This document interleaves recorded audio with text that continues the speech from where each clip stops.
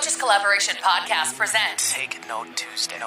Oh, I'm sorry. You don't have a lot of time? No problem. Each week, we'll pick a topic and drop some knowledge in a short, concise mini episode. Take Note Tuesday is a production of the Coaches Collaboration Podcast, hosted by Cole Warren of Salutum Health and Performance, Josh Pearson of The Complete Athlete, produced by Brooke Stevens. Ladies and gentlemen, we are ready to start up. Let's go! Dude, when was the last time we did a Take Note Tuesday together? I have no idea. It's been weeks, man. It's been a while. It has been a while. It's good to be back, brother. Fuck yeah. I got shit to say. Yeah. So today we want to talk about how sticking to the basics is probably your best bet.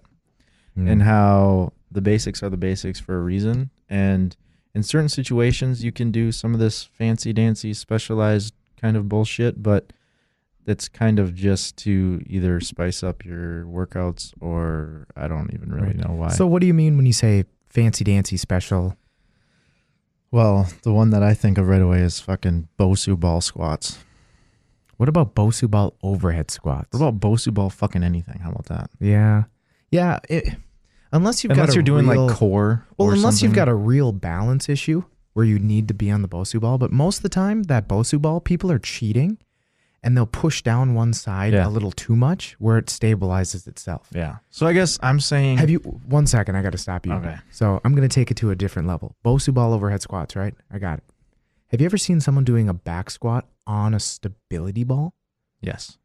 That's some scary shit. How about a back squat on a medicine ball?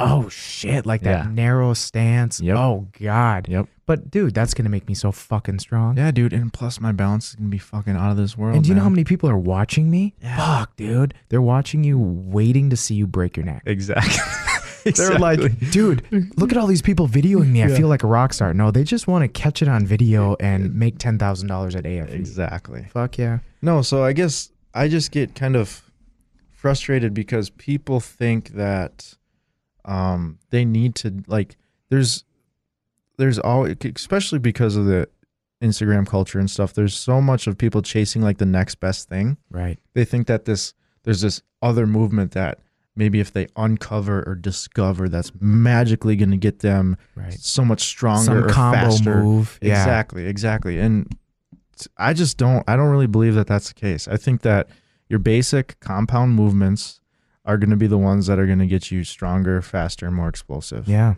And they're like, especially I have some athletes who are like in the middle of like a long prep for a meet. Mm-hmm. And I can like, they haven't really verbalized it to me, but I can sense it that like, it's like, fuck man, like it's just the same shit. They're grinding. Over and over again. Yeah. It's like, it is, but that's the shit that works. Right. It's the basics for a reason because it fucking works. Mm-hmm. You know, and like, yeah, it sucks because it gets boring after a while, but you know what doesn't get boring? Getting fucking stronger. But you know, I guess I never run into it gets boring. I don't. You know? I don't, because there's always a little variables, right? Right. Whether you're adding in a pause or a tempo. I mean, that's it.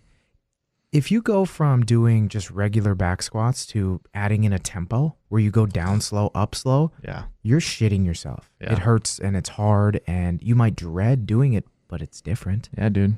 But you're telling me that you don't do like single leg jumping front squats? I do single leg box jumps and shit, but I talked about this on the last Take Note Tuesday is I do that shit during my deloads. Right. I do that shit during my quote unquote off season. That shouldn't be like, your program shouldn't be built around one-legged box jumps. No. But if I'm just itching for some different exercise, I can usually hold off until I'm done peaking. Mm-hmm. And then usually when you're done peaking, you're not going to peak right away and do a max out 2 weeks later. You're going to go through maybe another 12 to 20 week program. Yeah. The first two are usually a recovery, doing different shit. That's when I'm doing all that weird sandbag stuff, single arm stuff to just to do something completely different. Yeah. And maybe I won't touch a bar, but there's no need to do, how high can I do a plyo push-up? Right. So I've done this, okay, where you have a box on either side of you. Oh, yeah. You push up and see if you can get your hands on the box. Really good way to destroy your shoulders. It turns into, I don't even know what I would describe it as, but I can build it really fucking high and because I found out how to cheat. Yeah, it becomes less of it's more of like we talked about this with box jumps too. It's more of like a technique thing. Oh, no. box jumps, at least the higher you go, there's some explosiveness. You still have to get up for there, sure. right? But then like you get to a point where it's like, well, this guy, his standing vertical is higher, but he doesn't have the hip mobility to get his feet up on the box. You know what I mean? Yeah. So they're like the little things like that come into play. Right. But if you're strong enough for these push-ups, and I prove this to some of my athletes, I'm like, I could basically do a plyo push-up and get all the way and stand up. So if you push up, if you can get off, at least for me, if I can get off the ground 8 inches, I can literally just stand up. Yeah. Like I don't need to get any higher because I can literally stand up, put my hands on the box. Right. Because I can just pop up like that. So when I see some of the Instagram videos where all you can see is like from the knee up and they do this explosive push up and they jump so fucking high and they just barely grab it, they're fucking standing up. Yeah. Because they can't. And it pisses me off. I mean, I've done it. It's fun. It's great. And the next day, your shoulders hurt and shit. But that's just an Instagram thing. They're just fooling with you, man. Well, that's what I'm saying is like people are just trying to do this flashy shit to get views and to, like I said, think that that's the thing that's going to get them to the next level. But in reality, it's kind of a short-lived road. Yeah, usually I'll tell people if they're not real close to a competition of some sort, if you're bored of squatting, lunge. Yeah. If you're bored of squatting, front squat. Mm-hmm. Or maybe for a week, it's time to do box jumps. Or maybe for a week, just stay away from a barbell. Right. You know? If you're so burnt out that you feel like you need to do some wild, crazy, dangerous shit, you probably need a deload. It's been a while, probably. I mean, you're probably the person that... I'm there right now. Dude, so am I. I'm so ready for this deload this week. It's ridiculous. I'm ready for an off season. Yeah. Because you got to meet in May, correct? Yep, May. Yep. And then I want to, because it was not a last minute decision, but I didn't plan 20 weeks ago for May 11th. You know what I'm saying? Right. Yeah. So it's not going to be the best taper. It's not going to be the best peak. I'm still going to taper and peak. But my thought is after this meet, there isn't a meet before my wedding. So I'm going to make the week before my wedding a mock meet. So I'll spend I think it's like 14 weeks or whatever, peaking appropriately and tapering appropriately. That way, the week of my wedding, and then for the rest of August, so I get married August 3rd, I'm going to take the whole month of August off from the barbell. Nice. Completely. Yeah. So it's going to be sandbags. It's going to be a honeymoon. It's going to be one of those weeks I'm not even going to do anything. Really. Well, and what's good about that too is like you won't feel guilty because you have it planned. Exactly. You're not going to be like, fuck, I need to do this. Right. But on my honeymoon, that's when I'm going to get real creative in the hotel gym. Right. And when I come back, it's going to be, I'm going to do the shit I want to. I'm going to challenge myself in different ways. Like, can I pick this sandbag up and carry it further than I've ever gone before? Or can I get higher on my box jump? Or can I do the single-legged Bosu bullshit? No, again, all that goofy shit, I'll do very, very seldomly. Just to kind of like just to scratch fuck around. An itch. Yeah, just to fuck around. That's the perfect time to get sled pulls back into my program and see if I can get myself to throw up. Yeah, I guess so. Like some of the extreme shit pisses me off, but like some of the other stuff, it's like there's a time and place, right? So if you're 4 weeks out from a meet, probably not. No. You got to be in the zone, on the grind, right? As few exercises as possible. Yeah, like you can't think every workout's not going to be fucking super fun. No. At that point, it's like you have to grind, get the work done so that you can put up the most amount of weight on the platform. And usually, before a real peak, you feel terrible. Yeah. Usually, let's say you're fatigued, you're just burnt out. If it takes you, let's say, 2 weeks to taper, that last week before your taper, that's disgusting. Yeah. Every weight that's what feels happens, like you have lead in your legs and on your arms. Right. That's what happens. That's like where I'm at right now too, because every microcycle is like kind of like a mini version of that, right? Because towards that third week, because I go 3 on, 1 off. Right. So towards the end of that third week, I'm just like, fuck, man. Like I just like you're ready for a deload. Right. And what that tells me is that my volume load is appropriate. Right. It's not too high or too low. Like I'm still able to do everything. Right. But I'm fucking feeling it. Yeah. And then that just that's exponentially higher when you're at that peak because you're super, you're at the end of that rope. And then when you pull back, then it all hypercompensates. And which when it's time to max out and you actually crush something, it doesn't even have to be a PR, but just that a heavy weight felt easy. Yeah. It's such a cool experience. Yeah, dude. There's no like the feeling that I have in like the warm up room at a meet when I know I'm peaked right. Fucking everything feels so light and you're so amped. It's like, okay, all those days that I was just doing the basic boring shit, like it's paying off right now because fucking 5 plates just fucking jumped off my back. You know, like it's just. Can I make my opener a little heavier, please? Yeah. No, sir. You have to keep that. Right. But I mean, so there's fancy where it's just for people to look at you, where if let's say you're doing a combo move, if the exercise you start with, so let's say it's a push-up, and then you're doing 5 mountain climbers, then you do get on your back and you're doing bridges, and then you're back to push-ups. So you go 1 push-up, 4 climbers, 2 bridges, you're back. There's so much time between you doing push-ups and you doing mountain climbers and you doing bridges. You're way better off just do push-ups. Yeah. Just do all your fucking push-ups, then do your mountain climbers. Right. I saw somebody doing sprints on the treadmill. They got off. Then they tried to do burpees. Then they were doing mountain climbers, push-ups, all sorts of shit.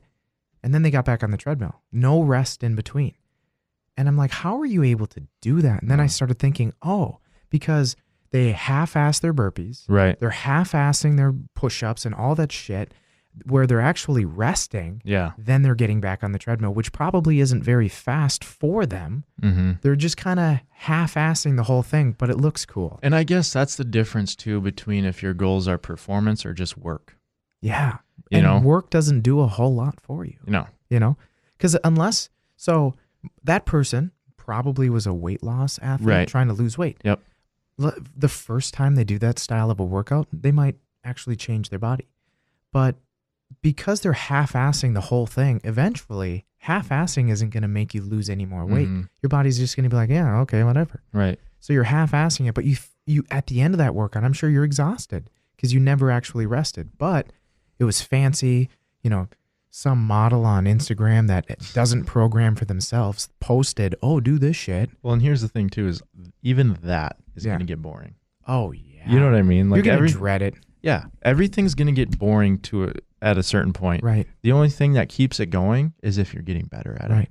If you're getting faster. Yeah. If you're getting, you see change. Yeah. Yeah. Yeah, for sure. And that's why I'm a phasic type person. Yeah. I go from a lot of volume to a lot of strength to a lot of intensity. I love that. And even for my weight loss athletes, we might be doing circuits, but I'm still thinking in terms of a lot of volume, a lot of strength, a lot of intensity. Yeah, dude. Just to vary it up.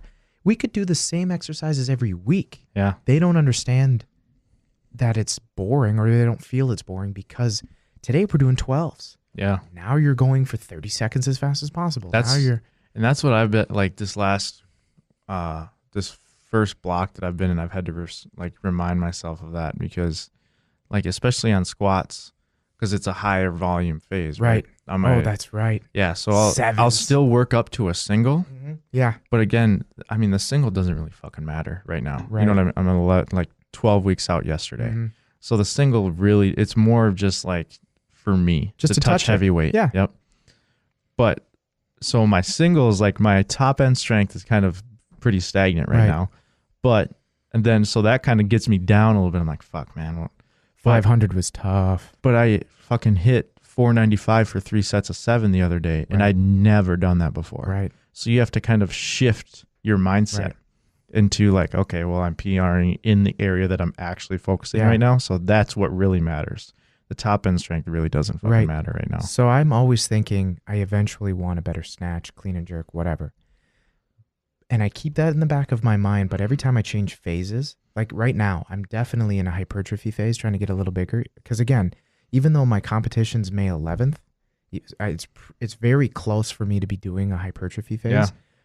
I just came off of a peaking phase. Right. So I kind of have to. You have to. I can't go right back into a strength phase. Yeah. You'd be risking injury or whatever. Yeah. So again, the meet was last minute. But rather than spending 6 weeks in a hypertrophy, it's 3. Yeah. And then I'll spend 3 in a strength. You're just modifying. Yeah, exactly. But in this phase, I'm still telling myself it's bulking.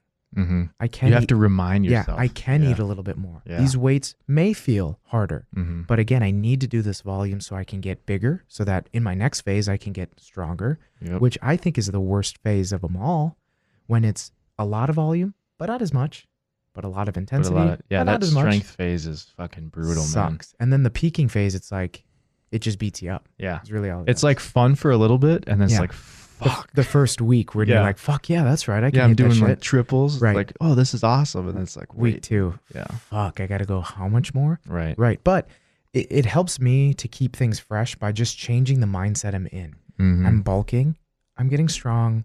I'm trying to peak. Yeah. And I just keep my mind, and I forget about what I did last week or yesterday or anything. That's the big thing. Yeah. So I guess just to bring this full circle, your movements should, I think, reflect what your goals are. Right. And also, if you are doing, like, you have to be able to realize the big picture, right? Like, shit might be boring in the moment, but realize that there's certain things that you have to do to get where you want to be. Right. So, and like, it's okay to do some of that fancy dancy horse shit every once in a while just to scratch that itch. But you, again, as long as it's helping the big picture and your overall goals. Boom. Take Note Tuesday will drop every Tuesday. Obviously. What do you mean you haven't subscribed yet? What the hell are you waiting for? Take Note Tuesday is a production of the Coaches Collaboration Podcast. Next episode drops Thursday.